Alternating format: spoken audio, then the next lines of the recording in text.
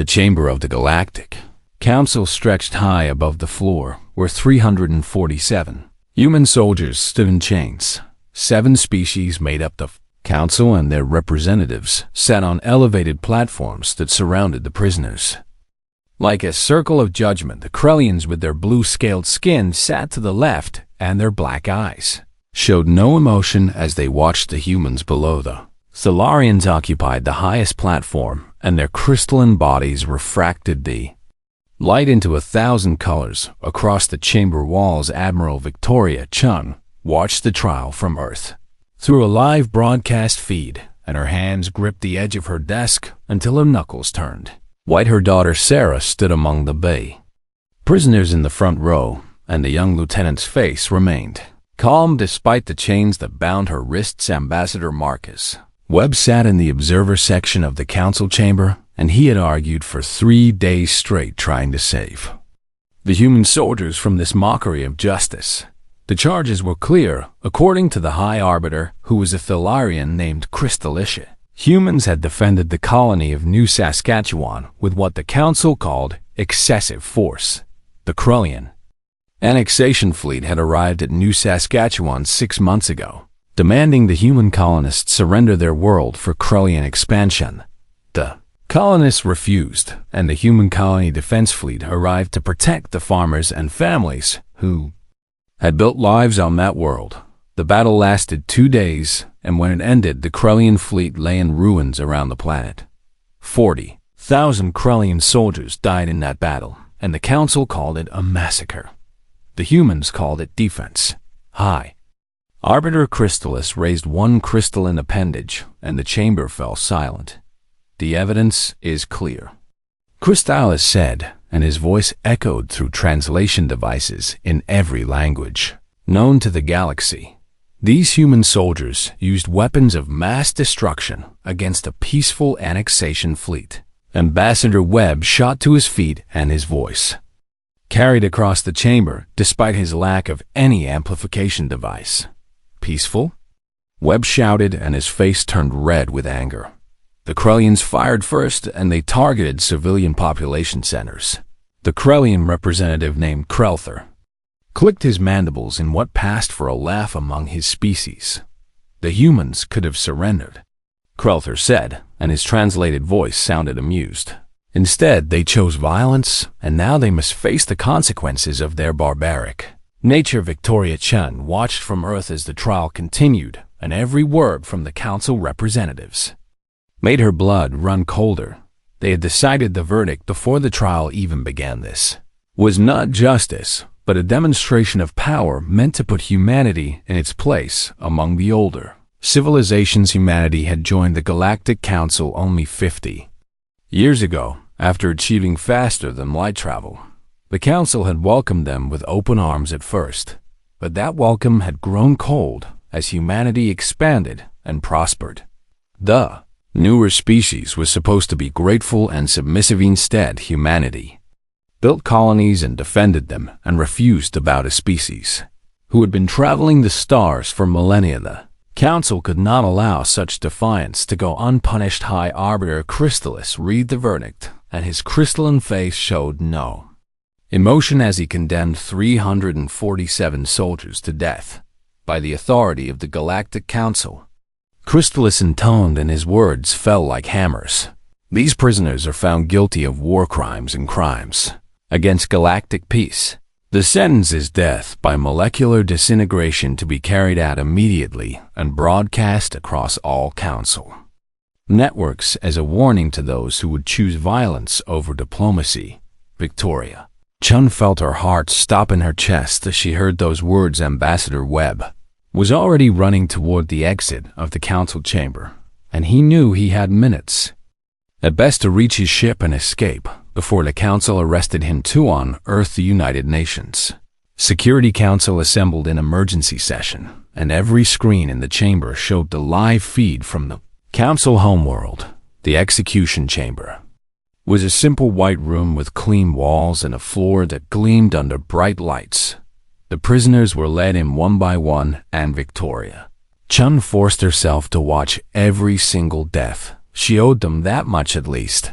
the molecular disintegrator, was a Thalarian device considered humane by Council standards. It simply unmade the bonds that held matter together, and the victim ceased to exist in less than a second. The first prisoner was a young man barely 20 years old, and he had served as a gunner on one of the defense ships. He walked to the center of the chamber with his head held high, and he did not beg or plead. The light flashed, and he was gone as if he had never existed at all. One by one they died, and Victoria Chun counted every single one she watched as Sarah's turn came, and her daughter stood in the center of the execution chamber. Sarah looked directly at the camera, and she smiled. It was a smile of defiance and pride, an absolute certainty that what she had done was right. Sarah was gone, and Victoria Chun felt something break inside her chest that would never healed. Last prisoner was Lieutenant James Morrison, and he had commanded one of the defense wings during the battle. Morrison stood in the execution chamber, and he stared into the camera with eyes that burned with fury. "Remember us," Morrison said, and his voice carried across every broadcast in Council space. "Make them remember us." Then he too was gone, and the execution chamber stood empty. The broadcast ended, and silence filled the Security Council chamber on Earth. Victoria Chun stood slowly from her seat, and every eye in the room turned to her.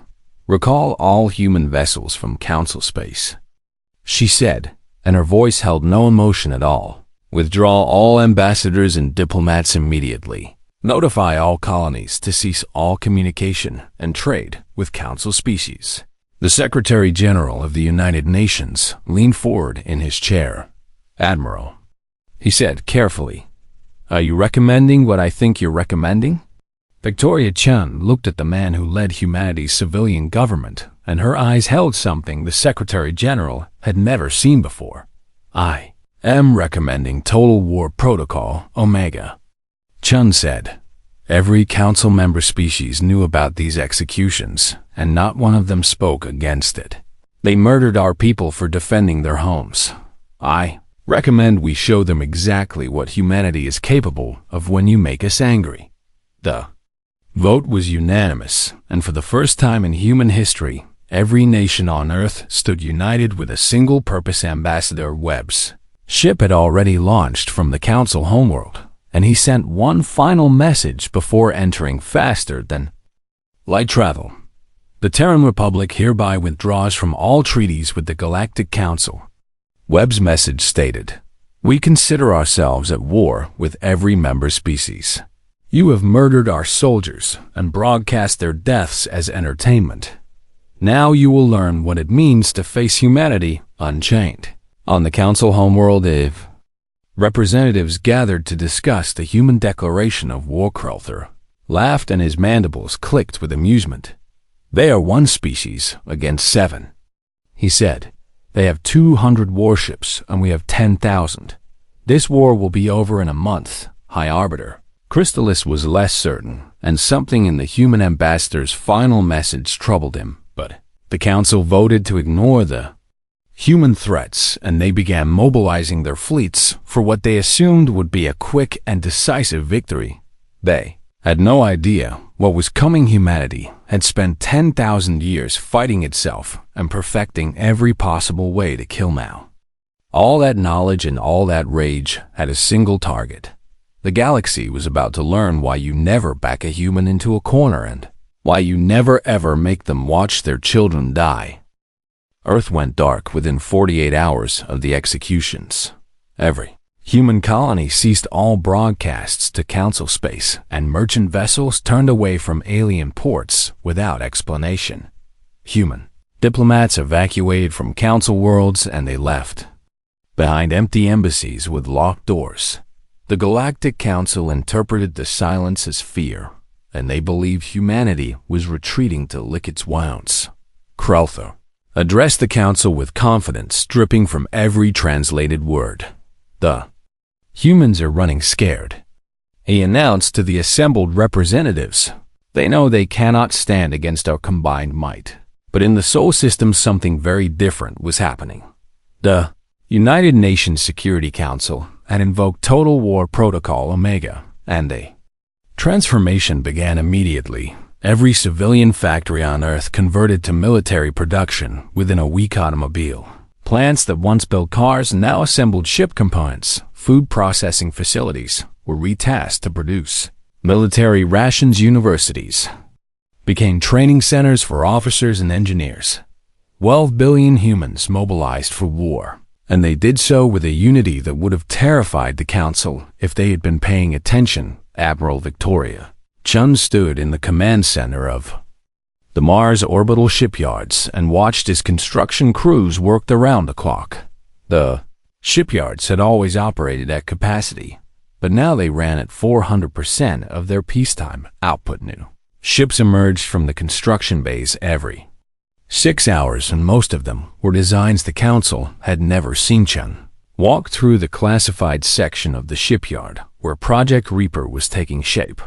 Dr. Sarah Kim met the Admiral at the entrance to the research bay, and the scientists' eyes were red from lack of sleep.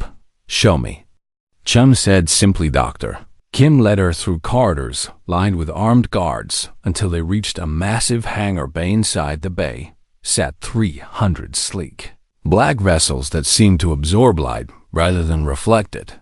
Autonomous hunter-killer drones, Kim explained as they walked between the silent ships. Each one is controlled by a combat artificial intelligence programmed with one directive: destroy the enemy by any means necessary. Chun studied the nearest drone, and she saw weapons ports along its hull that could accommodate everything from nuclear missiles to kinetic impactors. The Council banned military AI research centuries ago. Chun observed. Kim smiled without humor. "The Council has a lot of rules," she said. "We're not part of the Council anymore." In another section of the research facility, scientists worked on biological weapons tailored to each Council species' unique physiology. The Krellians, with their silicon-based biology, would face nanites that consumed their crystalline structures. The Thalarians would encounter viruses designed to shatter their light-refracting bodies from within. Humanity had learned restraint during its time in the Council, but restraint was a choice, not a limitation. Now that choice had been revoked.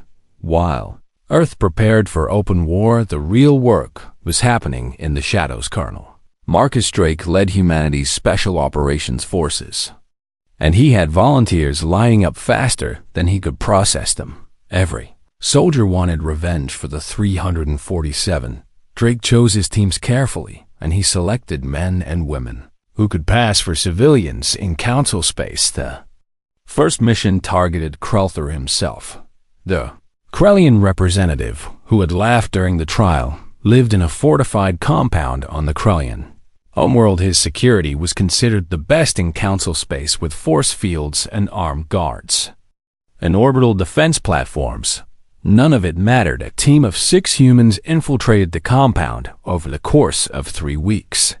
They posed as maintenance workers and delivery personnel, and they studied every routine and every security measure. On the night of the operation, they struck with precision that would have impressed Earth's ancient special force.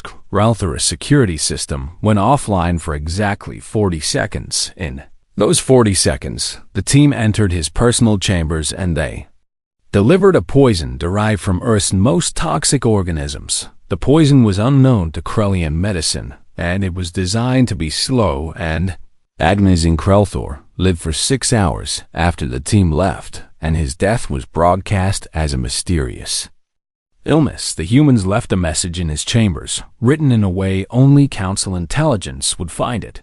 For the 347. The Thalarian senator, who had called the human soldiers barbarians, died next. She was found in her supposedly impenetrable office with her crystalline body shattered into 1,000 pieces. Again, the message appeared for the 347. Over the next 3 months, 17 Council officials died in ways that seemed accidental or natural. A Vaxian admiral's ship suffered a catastrophic life support failure. A Gentile minister choked on his meal despite having no known allergies. A Dravian general's personal shuttle exploded during a routine flight. The Council's intelligence agencies went into overdrive trying to find the assassins. They found nothing because the teams had already returned to human space. Message was clear to anyone paying attention. Humanity could reach anyone, anywhere at any time while special forces conducted their shadow war. The regular military prepared for conventional combat. Admiral Chen gathered her top officers in a secure briefing room on the Mars facility. The Council thinks we're going to fight them the way they fight each other, Chen told the assembled commanders. They expect fleet actions with minimal casualties and surrender when one side gains advantage. They're wrong. Chen activated a holographic display that showed every major Council military installation. We're going to hit them everywhere at once. She continued, we're going to use weapons they've banned and tactics they've never imagined. We're going to make them understand that killing our people has consequences. A younger officer raised his hand hesitantly. Admiral, he said, some of these tactics would result in massive civilian casualties. Chen's expression did not change. The Council broadcast the execution of our soldiers to civilians across their entire territory. She replied, they made their civilians complicit in murder. I will not target civilian population centers directly, but I will not sacrifice human lives to protect aliens who cheered when our people died. The room fell silent as the officers absorbed. This humanity had always prided itself on following the rules of war and on protecting civilians and on fighting with honor. But honor was a luxury afforded to those who faced honorable opponents. The Council had shown their true nature when they executed prisoners of Warno. Humanity would show theirs. The shipyards continued their relentless production, and within 6 months of the executions, the human fleet had doubled in size.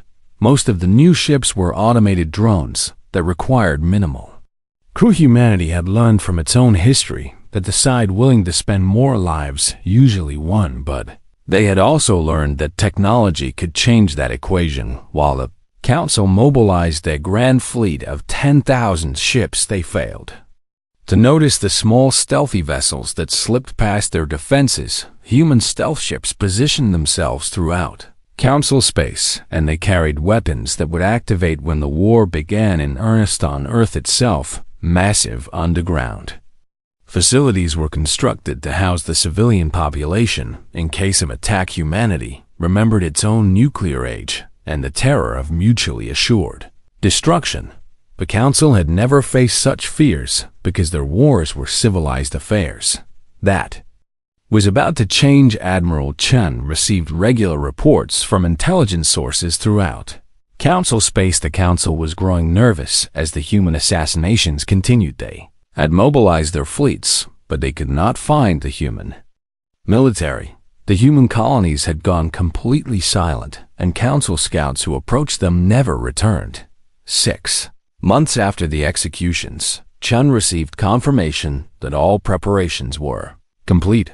Every ship was in position and every weapon was ready. She sent a message to the Council through encrypted channels that she knew they would intercept and decode. The message was simple.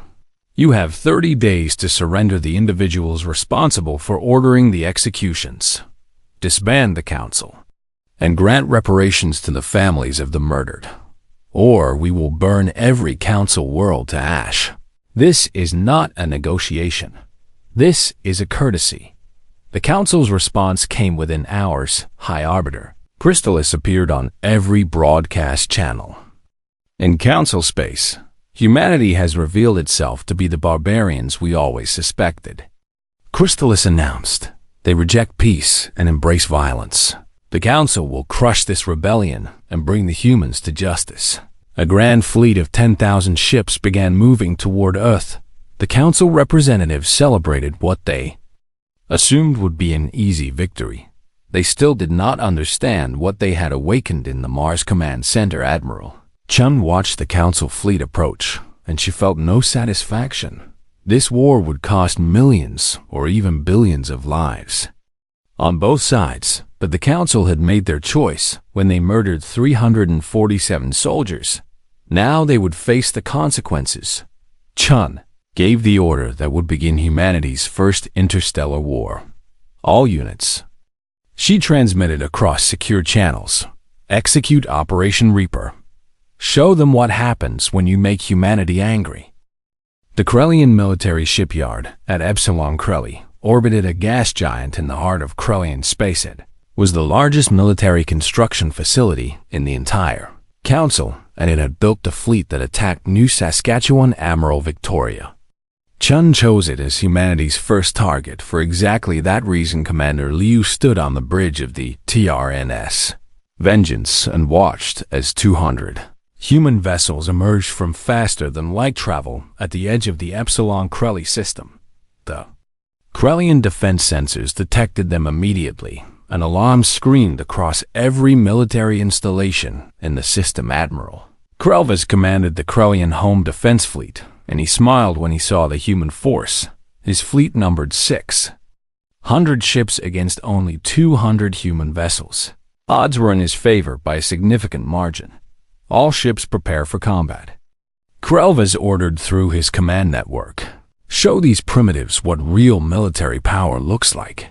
The Krellian fleet moved to intercept the human vessels, and they formed a battle wall that had won 1,000 engagements over the Centauris. Krelvis expected the humans to either flee or try some desperate flanking maneuver. What happened instead would haunt Krellian military academies for generations. The human fleet did not slow down or change course. They accelerated directly toward the Krellian battle wall at speeds that would make collision inevitable. They're going to ram us. Krelvis's tactical officer reported with disbelief. Impossible. Krelvis replied. No commander would sacrifice their entire fleet for. The first wave of human ships hit the Krellian line, and they did not try to avoid the impacts. Each human vessel detonated in a massive nuclear explosion that vaporized everything within 10 kilometers. 50 human ships died in those first seconds, and they took 120 Krellian vessels with them. Krelvis watched in horror as his tactical display showed the carnage. What kind of species uses suicide tactics? He whispered. His tactical officer had no answer because the Council had never faced an enemy willing to trade lives so easily. But the suicide ships were only the first wave. The remaining human vessels spread out, and they launched thousands of small objects that Krellian sensors initially dismissed as debris. Those objects were autonomous hunter-killer drones, and each one carried a nuclear warhead and an artificial intelligence that had learned from every battle humanity had ever fought.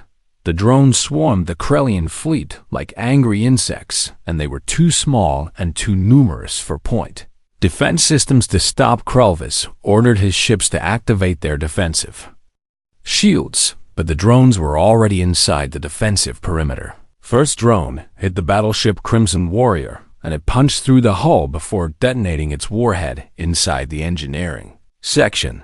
The battleship broke apart in a flash of light that briefly outshone the gas giant below. Drones found their targets, and the Krellian fleet began dying. Ship by ship, Krelvis tried to organize a withdrawal, but the human vessels had positioned themselves to cut off every escape route. Then something worse appeared on his sensors. A new type of drone was approaching, and these ones were not carrying nuclear weapons. They were carrying something the Krellian computers could not identify. The first of these drones attached itself to the hull of a Krellian cruiser, and it began cutting through the armor with molecular saws. Within seconds, it had breached the hull and entered the ship's internal network. Drone carried a combat artificial intelligence that had been designed for one purpose. It hacked into the cruiser's control systems and seized command of every function. The crew tried to override the intrusion, but the AI was too fast and too sophisticated. It locked the crew out of their own ship and then turned the cruiser's weapons on the rest of the Krellian fleet. Krelvis watched as 5 of his own ships began firing on their allies. How is this possible? He demanded. His technical officer was frantically trying to understand what was happening. They're using some kind of AI warfare program, the officer reported. It's taking control of our ships. shut down all network connections. Krelva's ordered, but it was too late because the AI had already spread to a dozen more vessels. Krellian fleet was now fighting itself and the human. Ships held back to watch the carnage. Commander Liu observed the battle from the Vengeance, and she felt no satisfaction. This was not glory or honor, but simple mathematics. Humanity could not match the Council's numbers, so they had to use force multipliers and terror weapons. If that made them monsters in the eyes of the galaxy, then so be it. The 347 deserved to be avenged. The battle lasted 4 hours, and when it ended, the Krellian defense fleet had been reduced to scattered debris. 600 ships had been destroyed, and 47,000 Krellian soldiers were dead. The shipyard itself was next, and the human fleet launched a barrage of relativistic kinetic impactors. Simple chunks of metal accelerated to 90% of light speed. When they hit the shipyard, the impact released more energy than 100 nuclear weapons. Entire facility came apart in seconds, and it took the 10,000 workers inside. With it, Commander Liu sent a message to Krellian High Command on an open channel. This is Commander Liu of the Terran Republic Navy. She transmitted, the shipyard at Epsilon, Krelli, has been destroyed in retaliation for the murder of 347 human prisoners of war. This is only the beginning. Surrender those responsible for the executions, or we will visit this same destruction upon every Council world. The human fleet jumped to faster than light travel before the Krellian reinforcements could arrive. Human casualties numbered only 23 crew members who had piloted the suicide ship Krellian. Casualties exceeded 57,000, including the shipyard workers. The ratio was almost 2,500 to 1. The message was clear to anyone paying attention. Humanity would trade one life for thousands without hesitation or remorse. News of the battle spread across Council space within hours. The initial reports were dismissed as propaganda or exaggeration. No species would actually use such barbaric tactics against a superior force, but the evidence was overwhelming, and soon every Council member knew the truth. Humanity had just demonstrated that they were willing to fight a war of extermination. The Solarian Council convened an emergency session to discuss the threat. High Arbiter Crystallis stood before the assembled representatives, and his crystalline form seemed to dim with worry. The humans have revealed capabilities we did not anticipate, Crystallis admitted. They are using weapons and tactics that violate every convention of civilized warfare. A Vaxian representative named Vaxilor raised a tentacle in question. Should we not negotiate? Vaxilor suggested, perhaps we can find a diplomatic solution. Krelvas attended the Council session remotely from what remained of his command ship. There will be no negotiation, he said, and his voice was harsh with anger and grief. The humans have murdered tens of thousands of our people. They must be destroyed completely. But even as Krelvas spoke those words, a new transmission arrived at the Council chamber. Admiral Victoria Chun appeared on every display screen, and she stood before a wall showing the faces of all 347 executed soldiers, members of the Galactic Council. Chun began, and her voice was cold and empty of emotion. You executed our soldiers for defending their homes. You broadcast their deaths as entertainment across your worlds. Now you will learn what it means to face a species that has spent 10,000 years perfecting the art of killing each other. This is not a war of conquest. This is extermination. Chun paused, and her eyes seemed to look directly at each council member. You have 30 days to surrender the individuals responsible for ordering the executions. Disband the council and grant reparations to the families of the murdered, or we will burn every council world to ash. We do not bluff. We do not negotiate. We do not forgive. The transmission ended, and the council chamber opened in chaos. Some representatives called for immediate surrender, while others demanded total war. In the end, Crystallis called for a vote. The council voted unanimously to reject humanity's demands. They authorized the formation of a grand fleet of 10,000 ships to crush Earth once and for all. Krelvis was given command of the fleet, and he swore an oath to avenge every Krellian who had died. The council believed their superior numbers would overcome human tactics. They believed that no species could stand against the combined might of 7 civilizations. They believed victory was inevitable, but in the Sol System, Admiral Chun watched the council's response, and she gave new orders to the fleets waiting in the shadows. All units execute Phase 2. She transmitted, begin simultaneous strikes on all council homeworlds. Show them that we can reach any target at any time. Make them understand that they have awakened something that will not stop until they surrender or until they are extinct. The human fleets moved into position, and the galaxy was about to learn that humanity's first strike had been a warning. The real war was just beginning. The Council's grand fleet of 10,000 ships entered the Sol System, expecting to find Earth's defenses concentrated around the homeworld. Admiral Krelvis commanded the fleet from his flagship, Eternal Glory, and he was confident that sheer numbers would overwhelm any human resistance. What he found instead was an empty solar system with no human warships in sight. Where are they? Krelvis demanded as his sensors swept the system. His tactical officer studied the displays with growing confusion.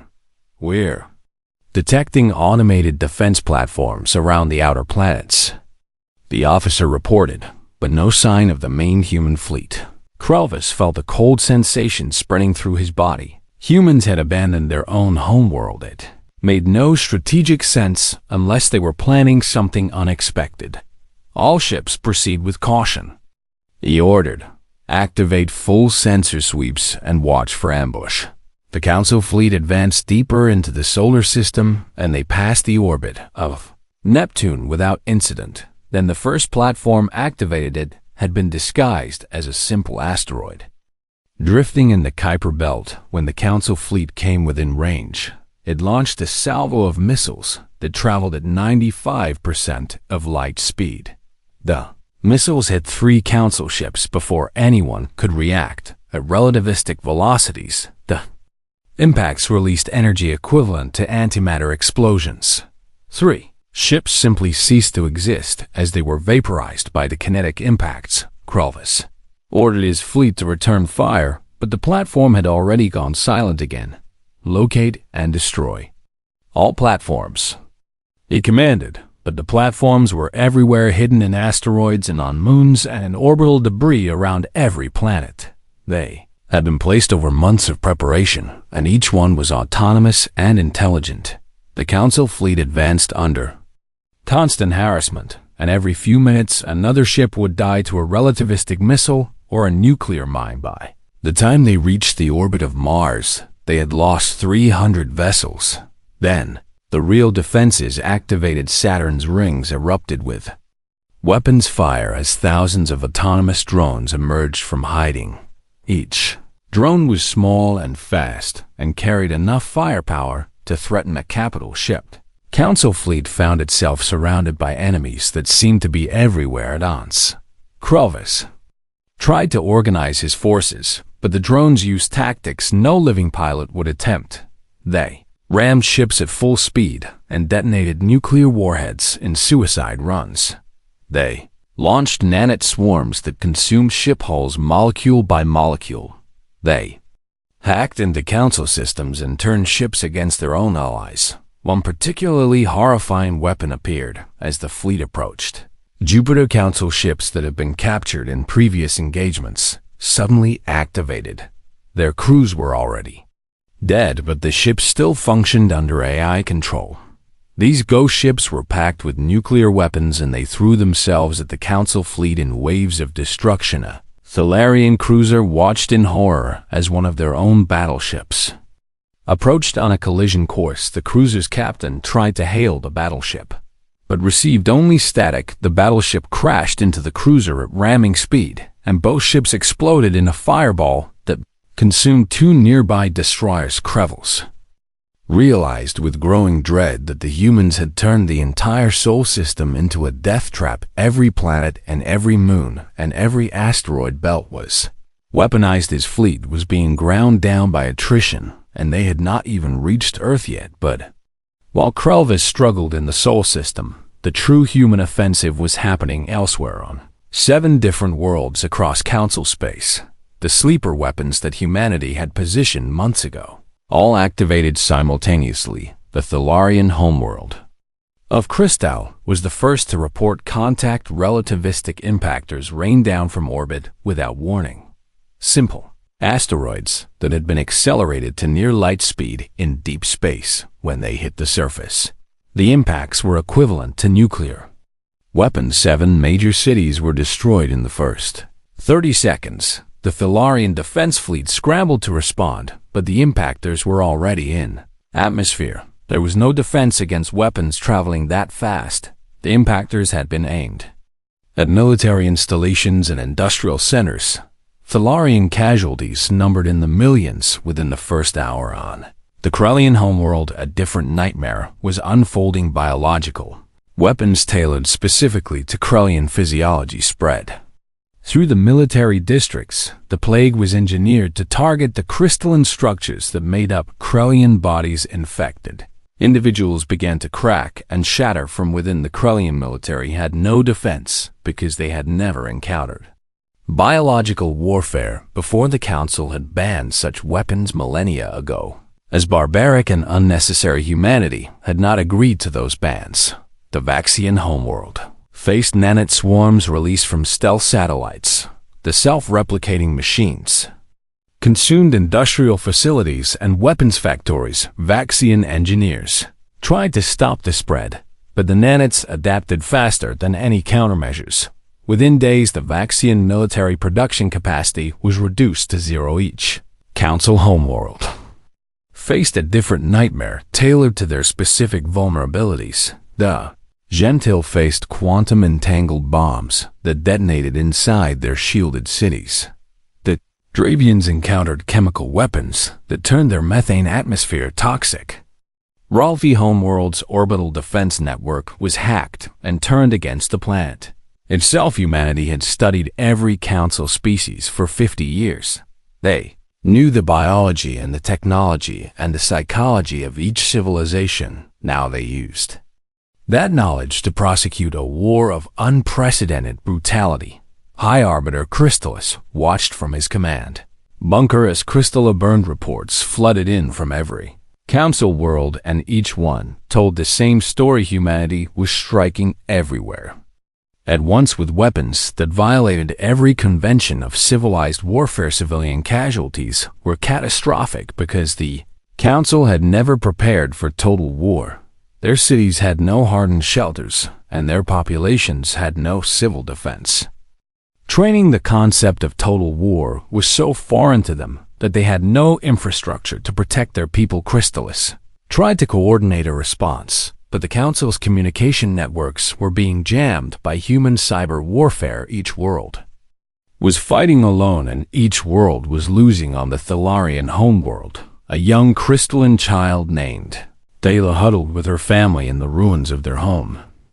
The impactor strike had destroyed half their city, and Thela could hear screaming from the survivors. Her father tried to comfort her, but his hands were shaking with fear. "Why are the humans doing this?"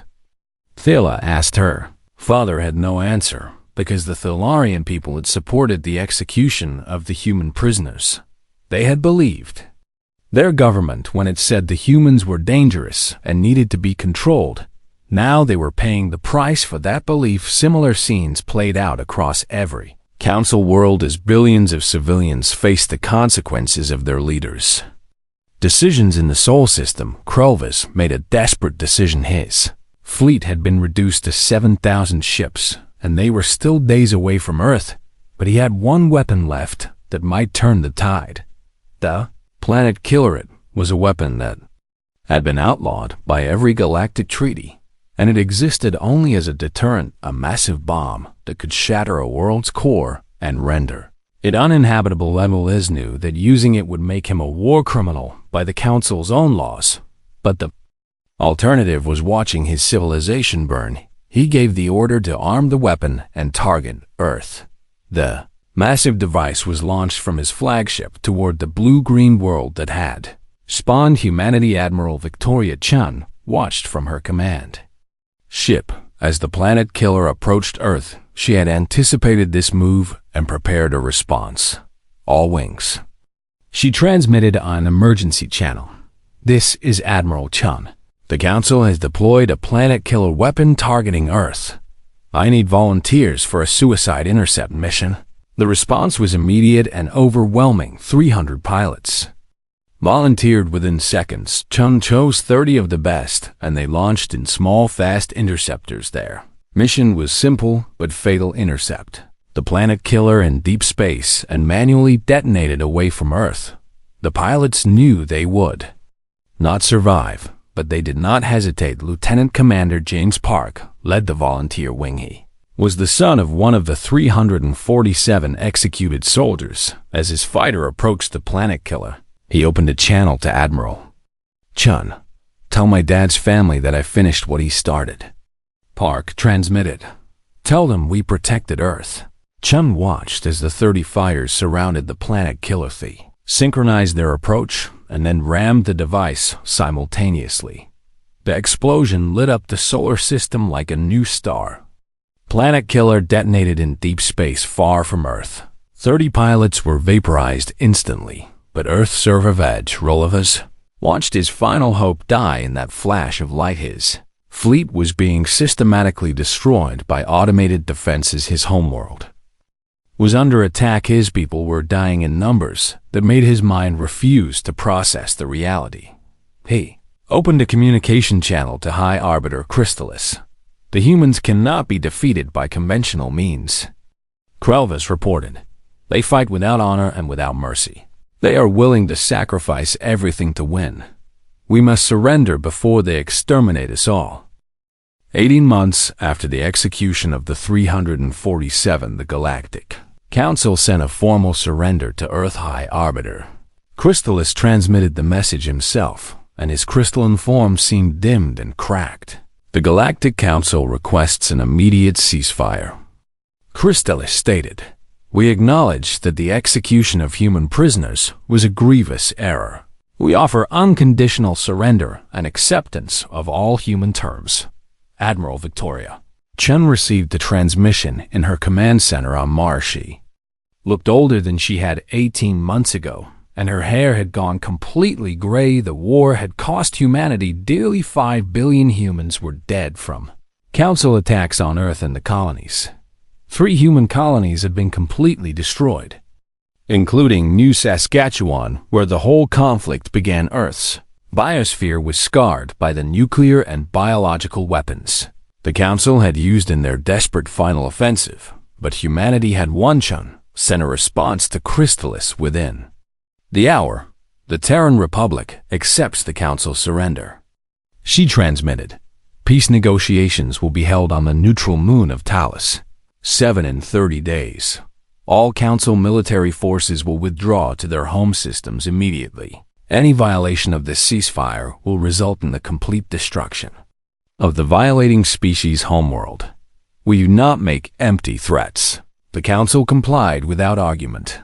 Their fleets limped back to devastated homeworlds where billions mourned the dead.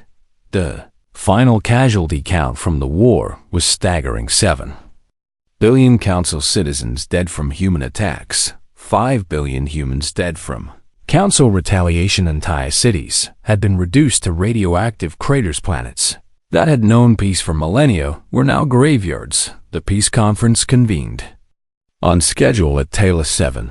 The moon was a barren rock with no atmosphere and no strategic value. A temporary habitat had been constructed for the negotiations. Admiral Chun led the human delegation. She was accompanied by Ambassador Marcus Webb and representatives from each of Earth's major nations. The Council sent High Arbiter Crystallis and the surviving leadership of each member species. Admiral Krelvis attended in chains as a war criminal for deploying the planet killer weapon. The negotiating chamber was a simple room with a round table. Chun sat across from Chrysalis, and the two leaders studied each other in silence. "Let us begin," Chun said finally. She placed a document on the table and slid it across to Chrysalis. "These are humanity's terms," she continued. "They are not negotiable." Chrysalis read the document, and his crystalline form dimmed further with each line. The terms were harsh but not vindictive. First, the Galactic Council would be formally dissolved. Each species would return to governing only their own worlds. No species would have authority over any other. Second, every individual who voted for the execution of the 347 would stand trial. They would be imprisoned for life on a human-controlled world, not executed, because humanity would not become what it had fought against. Third, massive reparations would be paid to the families of every human killed in the war. The Council worlds would transfer technology and resources to rebuild what had been destroyed. Fourth, and most important, humanity would enforce a new law across all former Council space. Any species that executed prisoners of war would face immediate human military intervention. Humanity was appointing itself the galaxy's enforcer, not because they wanted power, but because someone had to prevent another massacre. Chrysalis looked up from the document. "These terms will bankrupt our civilizations," he said quietly. Chen's expression did not change. "Your civilizations will survive," she replied. 5 billion humans will not. You started this war when you murdered our soldiers. Be grateful we are offering terms at all." Chrysalis knew he had no leverage to negotiate. The Council had lost the war completely and utterly. "We accept," he said. The formal surrender was signed that day. Over the following months, the individuals responsible for the executions were arrested and transported to human custody. Krelvis, who had commanded the Council fleet, was tried separately. His deployment of the planet killer weapon was considered a war crime, even by Council standards, but Chen surprised everyone by speaking at his trial. Admiral Krelvis deployed a weapon of mass destruction against Earth. She told the tribunal his action would have killed billions, but 30 human pilots gave their lives to stop that weapon. They died to protect their world. Krelvis made a decision that any commander might make when facing total defeat. He is not uniquely evil. He is simply a soldier who lost a war that should never have been fought. The tribunal sentenced Krelvis to life imprisonment rather than execution. He would spend the rest of his life remembering the war he had lost. The Council worlds began the long process of rebuilding. Their economies were shattered and their populations were traumatized. The Delarian homeworld had lost 20% of its population. The Krellian military caste was nearly extinct from the biological weapons. Every Council species would carry the scars of the war for generations. Humanity faced its own reckoning. The species that had joined the galactic community with optimism and hope was gone. In its place was something harder and colder. Earths. Cities were being rebuilt, but the scars were deeper than just physical destruction. The humans who survived the war knew what their species was capable of. They had crossed lines that could never be uncrossed. Admiral Chun retired from military service.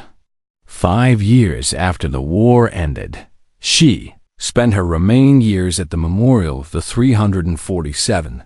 Memorial was a simple structure on Earth, overlooking the ocean. 347 columns of white stone stood in perfect rows. Each column bore the name and face of one of the executed soldiers. Chen visited every day without fail. She would walk among the columns and read the names aloud. One day, a young cadet from the Naval Academy approached her at the memorial. The cadet's name was Lisa Morrison, and she was the granddaughter of Lieutenant James Morrison, who had been the last to die in the executions. Admiral Chun, Lisa said respectfully, "May I ask you a question?" Chun nodded. "Was it worth it?" Lisa asked. "We killed billions to avenge 347. Did the war justify the cost?" Chun was silent for a long moment. She looked out at the ocean. and remembered her daughter Sarah, who had died in the council execution chamber. The council thought we were weak because we were peaceful. Chun said finally. They thought compassion was the same as cowardice. Those 347 soldiers died protecting people who could not protect themselves. We went to war not for revenge. We went to war to make sure no species ever again looks at humanity and thinks our lives are cheap. Chun turned to face the young cadet. We did not want to be feared. She continued, but if the choice is between being loved or being feared, then we chose to survive. The galaxy is at peace now, but it is a different peace. A colder one. One built not on treaties and councils, but on the understanding that humanity, when pushed, will burn the galaxy down rather than kneel. Lisa nodded slowly as she tried to understand. She was too young to remember the executions, but she had grown up in their shadow. Every human child now learned what happened when you made humanity angry. The galaxy had learned the same lesson in the decades that followed the war. Humanity enforced its new law with absolute consistency. The Verlax Empire executed prisoners from a border dispute. Humanity's fleet arrived within days. The Verlax leadership was given a choice: turn over those responsible or face total war. The Verlax chose surrender when the Kantari collective committed genocide against a colony of refugees. Humanity intervened with overwhelming force. The Kantari homeworld was blockaded until the war criminals were delivered for trial. No species dared to challenge humanity's authority because everyone remembered what happened to the council. 347 became a legend across the galaxy. Other species told their children stories about the humans who died defending their colony and about the civilization that avenged them with such terrible fury. Admiral Chun died peacefully in her sleep at the age of 93. She was buried at the memorial of the 347 next to the column bearing her daughter's name. Her funeral was attended by representatives from every species in the former council territory. Even the species that had fought against humanity came to pay their respects because Chun had shown them mercy when she could have chosen extermination. Inscription on her grave was simple. She remembered them all in the years after Chun's death. Humanity continued to evolve the species that had been so eager for peace. Learned to balance compassion with strength. They did not seek war, but they did not shy away from it either. New species that achieved faster than light travel were greeted by human ambassadors. The ambassadors explained the rules that governed the galaxy. Now respect all sapient life. Never execute prisoners of war. Protect the innocent. Break these rules and face humanity's wrath. Most species chose to follow the rules. Those who did not learn why the galaxy feared humanity. The memorial of the 347 stood for centuries. It became a pilgrimage site for humans and aliens alike. People came to remember the soldiers who died and to remember the war that changed the galaxy forever.